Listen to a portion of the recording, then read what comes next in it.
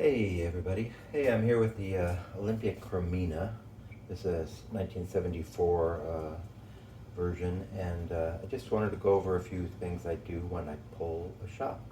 A few tips, I guess you could say, and well, one of the things I like to use is the temperature display with a probe on the side of the Cremina here. This one has a very flat little probe here, and you can get them. Sometimes they're a little cylinder for a very low price on maybe Alibaba or something like that, or Amazon, just a few bucks. And the little cylinder sits on the side. You could tape it on with some silver um, heating duct tape or whatever. This one is a very thin probe and flat that I actually just put in a pocket I formed in the tape, and so it could actually be pulled out very easily. So I guess the first tip would be to monitor the temperature of your group head. I think it's good because you can reproduce this very accurately, shot to shot. I pull mine at about 92 C. You know, yours might be different because it really depends on where the probe is on the group head, and maybe the characteristics of the temperature probe and what have you. But I pull mine about 92. It's sitting about 91.8 right now. So I just wanted to show you that. I want to show you, for me, what I like to do is preheat the cup. I just put the cup with a little bit of water, not too much because it does get hot and overflow. I preheat my cup with steam. So do that. Then something else when I like to do is when you're purging steam, I just use this old Cremina pitcher that came originally with it and the funnel. I use the funnel and the pitcher to fill the machine.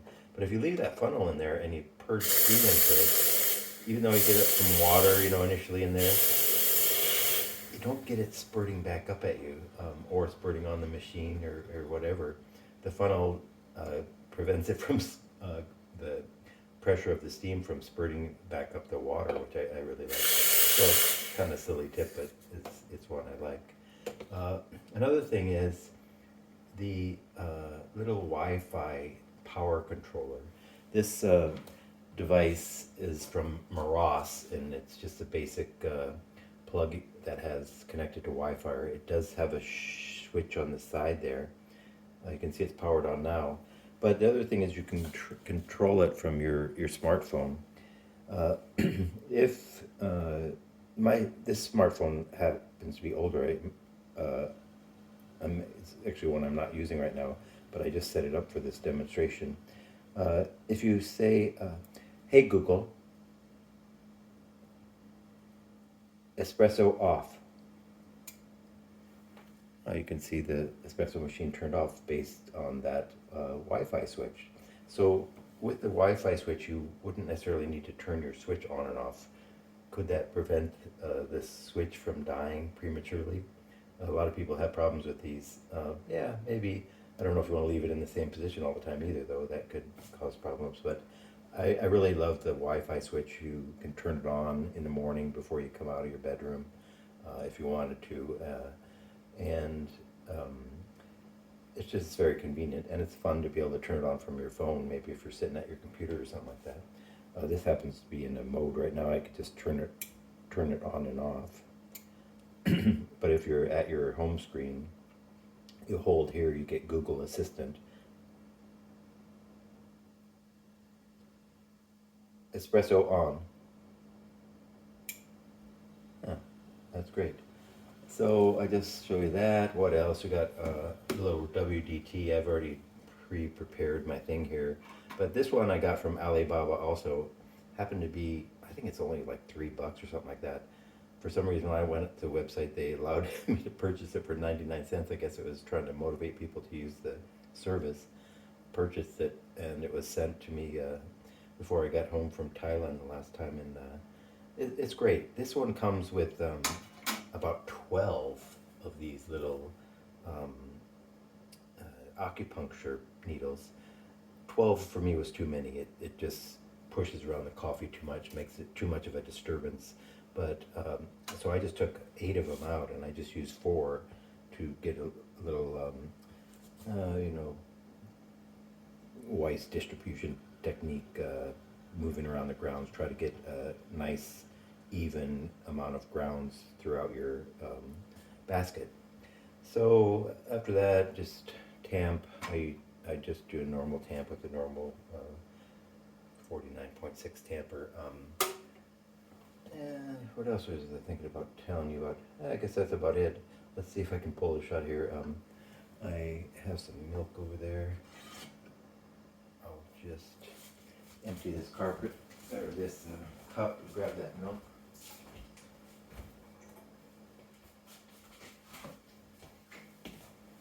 So let's see what happens here.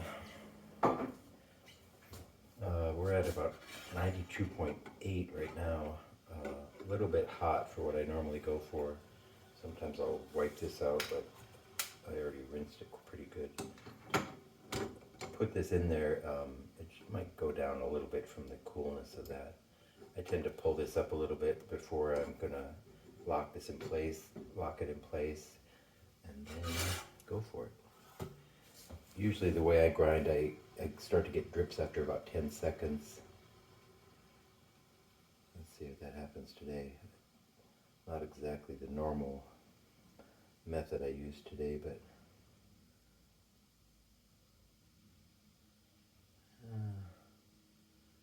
almost always get drips, but seems like it's not going to happen today. There we go, there's some drips. Maybe that was 15 seconds or so. Sometimes I just go down just a tiny bit and then up and then back down. Let's use 2 hands here to get this down. If you put too much force, the machine will tip, but you can kind of just push backward as you're doing it. At a weird angle here standing.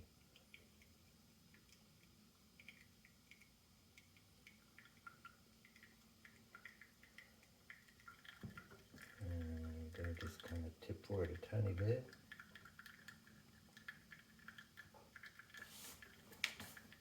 There we go.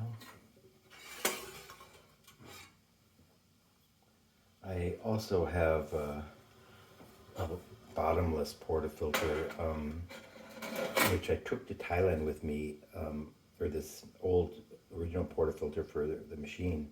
Took it to Thailand with me, had a machinist turn out the bottom, and then I actually got it chrome plated in Thailand, and it turned out really nice. However, when I use it, you know, it's good to check the indication of how your grounds distribution is, watching how the espresso comes out. If it's uniform, would be better. If it's really black on one side, you're not getting a even you know, pull. So it's really helpful to make sure you're getting your grounds distributed evenly and your tamp even. But for me, I don't really like it because it gets a lot more spatters as you're doing the pull. Depending on the height, you know, you can raise your coffee cup up. But I just like this spouted one normally. So let's steam some milk.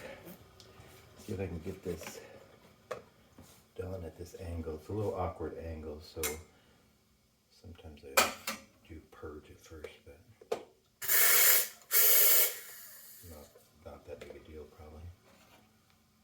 Let's see if I can get this done at this angle. I tend to give about 5 or 6 little puffs of air incorporated into the milk.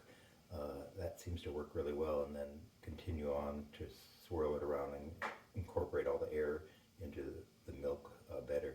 So let's try.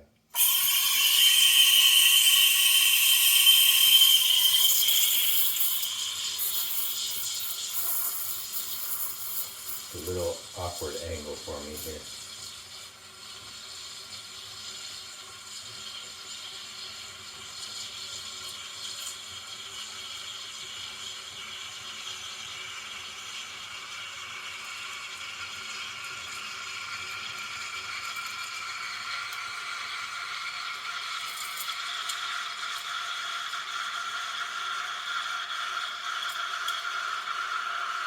Definitely not as good as I normally do with this left hand here.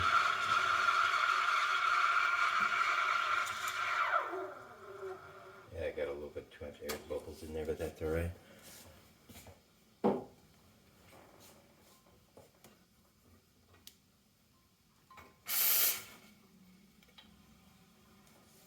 Let's see if we can pour this adequately.